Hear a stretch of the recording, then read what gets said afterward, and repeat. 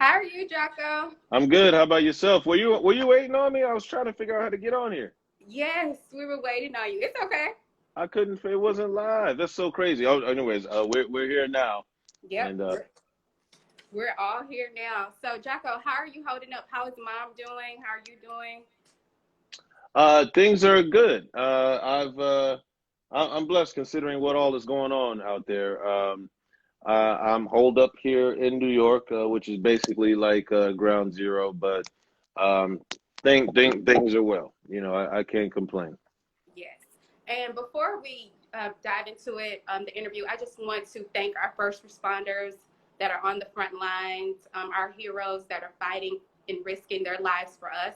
So I just want to tell everybody to continue to stay safe and stay home during this time. So, and thank you for joining us today. Oh, it's my pleasure. And speaking of first responders, one of the things that we did on our show, New Amsterdam, and for those Mhm. of you who haven't seen it, it's a hospital show. We Yes. have donated all of our equipment, all of our masks and our personal protective gear to all of the nurses and doctors here in New York that are on the front lines. And I think some other hospital shows have done the same thing. So that's really important that we look out for them. And I keep hearing that there's a shortage, and we're doing our best to get them everything that we can. I was going to ask you that if you guys were able to donate any of your materials over to um, the first responders. So that's amazing. Thank you guys for doing that. That's to be applauded and celebrated. Jocko, so the last time we saw each other was at lunch. Remember, we had a nice Hmm. lunch spread right before the shutdown happened. Hmm. And now look where we are. But Yeah. it's all good. And also, speaking of first responders, you have fans who are young and old. My Hmm. 7-year-old niece, Peyton, in Texas, loves Dr. Reynolds. She's like, Oh, TT, please ask him questions for me. I'm like, okay, I'll and you try. said her name is Peyton? Peyton, yes. All right. Uh, Hi, Peyton. she's gonna like I'll get Auntie of the Year for that. But there was a point in time, Jocko, when you even wanted to be a doctor, right? Yeah, And absolutely. your course changed, of course, your career trajectory changed, and now you're an actor. But tell us how it feels to you're not an actual doctor, but you get to kind of fulfill out your dream as a doctor on TV. You get this opportunity to still, practice medicine, if you will. How does that feel for you? It feels really, really good. As you mentioned, I was so fascinated with the idea of being a doctor when I was in high school that I got a medical symbol on my high school ring. Mhm. And because I was that sure. And I was so sure that I got to college my first year and decided that I didn't want to be in school for the next 12 years. So I changed my mind. Right. And I took a theater course, fell in love with theater, Mhm. moved from Texas to California, got my BA in theater at UCLA, and started auditioning and booking jobs quickly. But once I started working professionally, which has now been like 16 years, I Yes. always wanted to obviously play a doctor, Mhm. and this role came along, and it's just amazing. So it does feel like a dream come true. I feel like I'm kind of cheating because I don't, I get to have all the perks and the accolades in one way or another of playing the role of a doctor, but I didn't have to go to school for that long. So I really appreciate all of those who take care of us. I Yes. don't think they get enough love and attention and support. And we have real doctors and nurses with us every day on our set, making sure that we're doing everything correctly. I always bring up Dr. Jeff, who's a 28-year veteran who's standing right next to me in the scenes when I'm doing surgery to make sure that I do them perfectly. So it's great. And then they're with us by day, and at night they go and they work in the hospitals, and they're on the front lines right now as we speak. That's beautiful.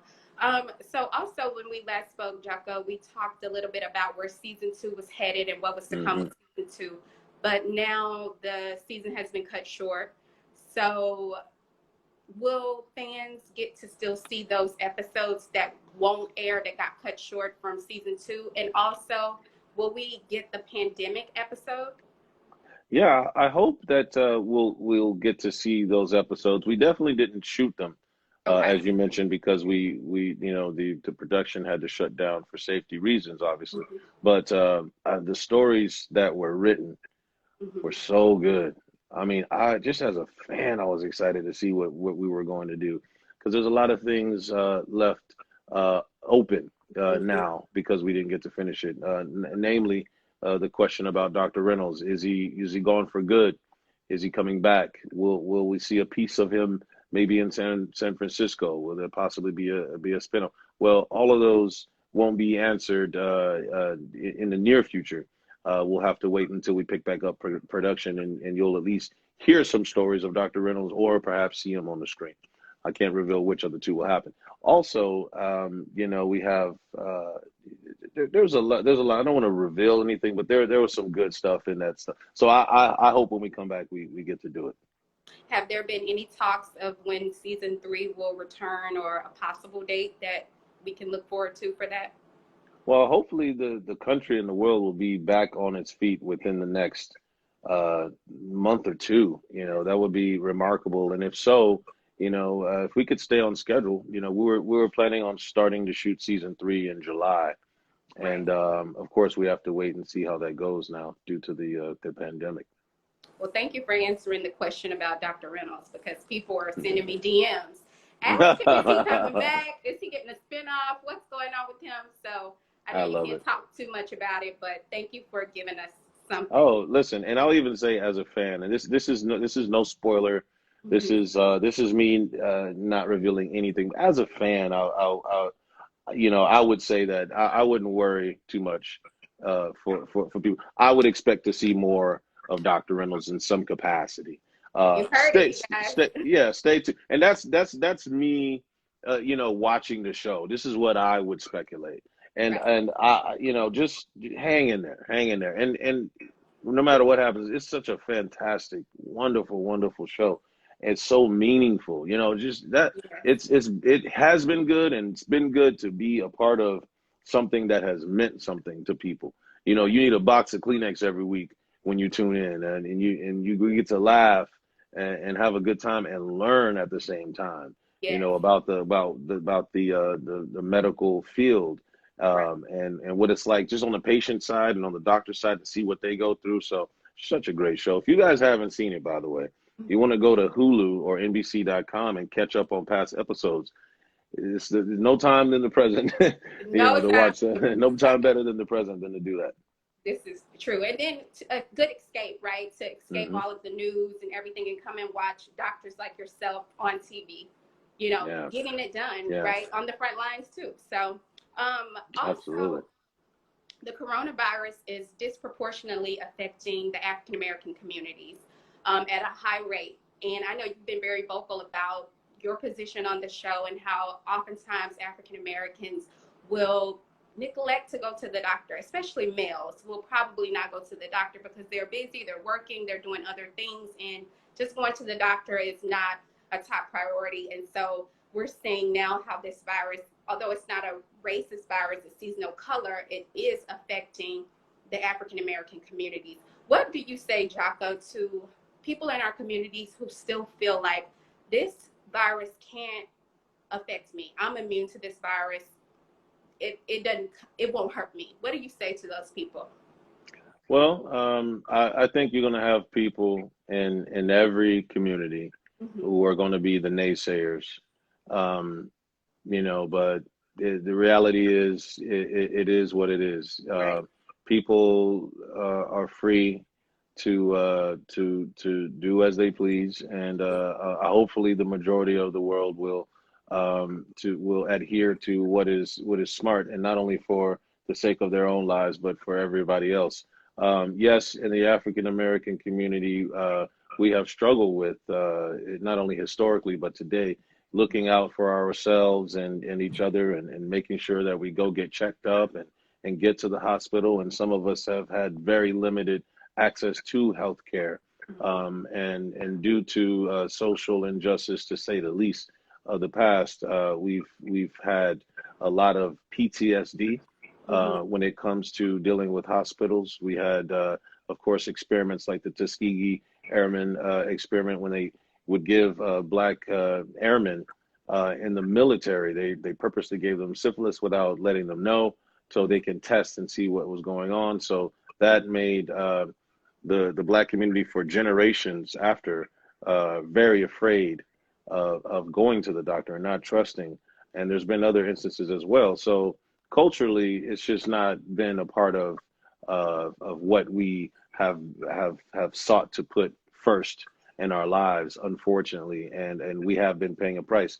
And so now, the same thing, due to social injustice and economic injustice, we're less likely to have access to healthcare, less likely to go to the hospital if we're feeling some symptoms. And if we go to the doctor at times, we're less likely to be diagnosed the right way or be treated the right way or listened to.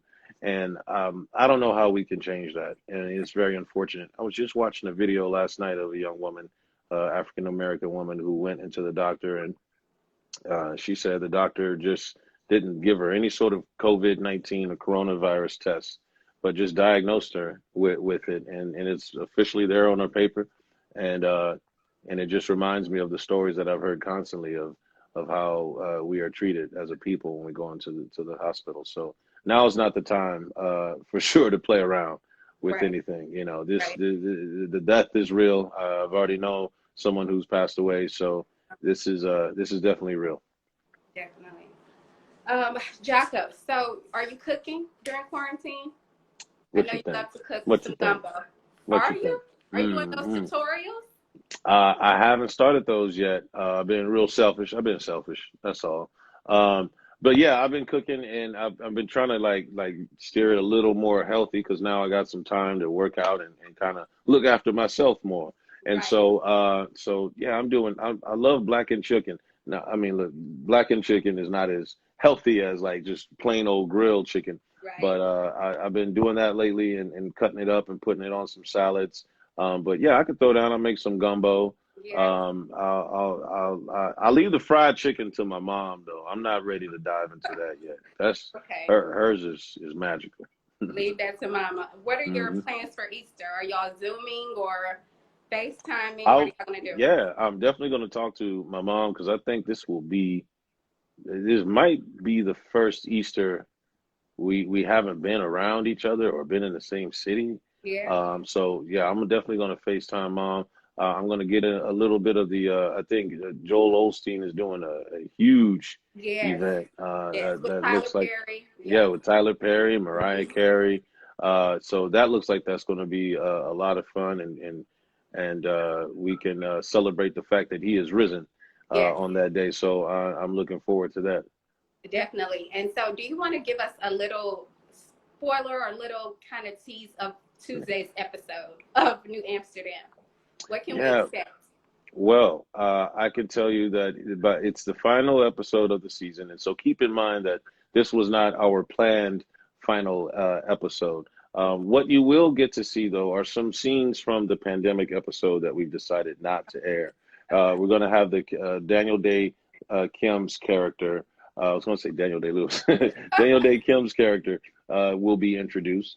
We will see scenes between he and Helen Sharp that were originally in the pandemic episode, just so the audience can get caught up as to who he is and what's going on in that story. Also, Bloom and Sharp, they are dealing with something that they're starting to see some symptoms that are common in some patients at New Amsterdam. So they're a bit concerned. And Max, of course, he's trying to do the impossible. He has a kid who is very sick, and he's trying to get them into a very difficult experimental program. But it's interesting as I think about that episode and see what is happening now. It all rings so true to life. Just how our characters try to get through that red tape just to help the patient. But we're going to see a lot more of that in this final episode. And like I said, bring that box of Kleenex.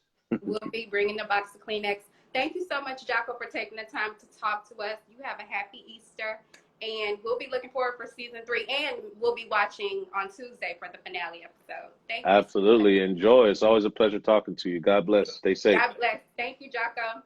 Thank you. Bye.